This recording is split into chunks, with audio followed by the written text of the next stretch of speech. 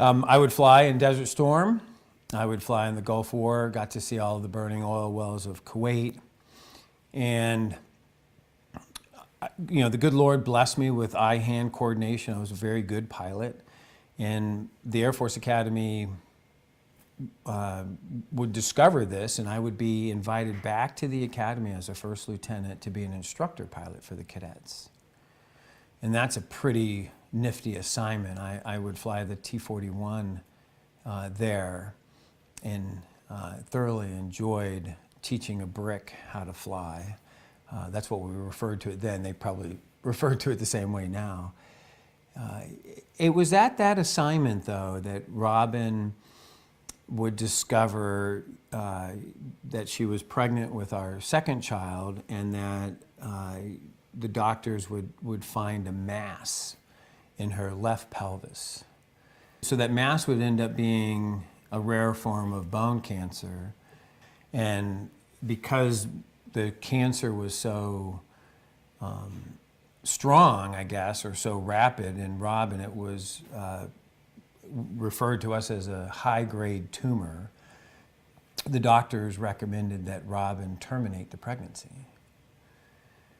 Well, a lot of families have a lot of different beliefs, and our belief is that we're pro-life. We were always, in theory, a pro-life family, and but now it's landed on our lap. And I remember, Robin, you looked over at me and said, Shaq, will you raise the children? And I said, yes, I will. So we literally thought that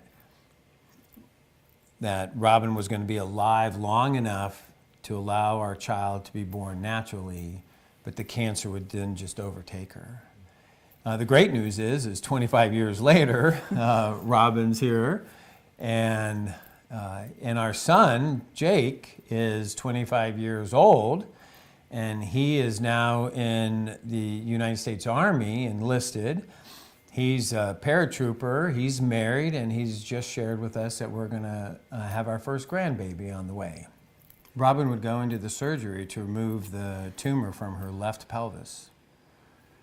And she would lose 8 pints of blood in the surgery. So the normal body holds 5 to 6 pints. So she clearly was getting blood fusions at the time. The doctors removed a volleyball-sized tumor from her left pelvis. Plus part of my pelvis. Plus half your pelvis. And then they took part of your sacrum, which is your tailbone, pulled it all the way around, and took 2 bolts and held your leg together.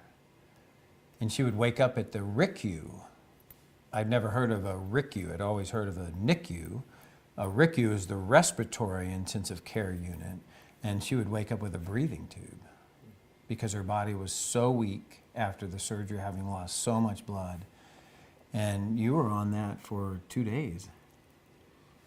Robin's cancer, being in her left pelvis area, would prevent her from having more children naturally. We decided to become foster parents after my cancer treatments and everything. We became settled in a place that we wanted to give back to other children. I have a degree in child psychology. I love children. I was a stay-home mom. I knew I had the opportunity to help out children that needed help, so we became foster parents in 1996. Over the 16 years that we were foster parents, we fostered 46 children. Some of them were just overnight, some of them were a few days, and some of them stayed for 3 years, and some of them stayed for forever.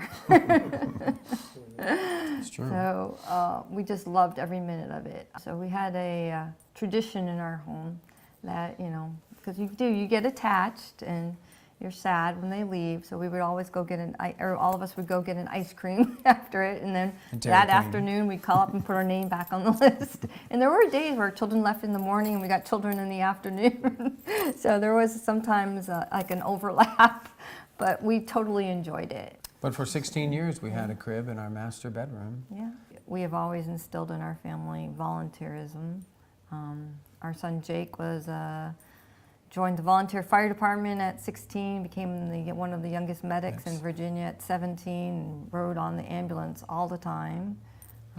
So we've always been a family of volunteers. We actually even won the Volunteer Family of the Year for the Commonwealth of Virginia in 2013, Presented by the governor himself. presented by the governor. So.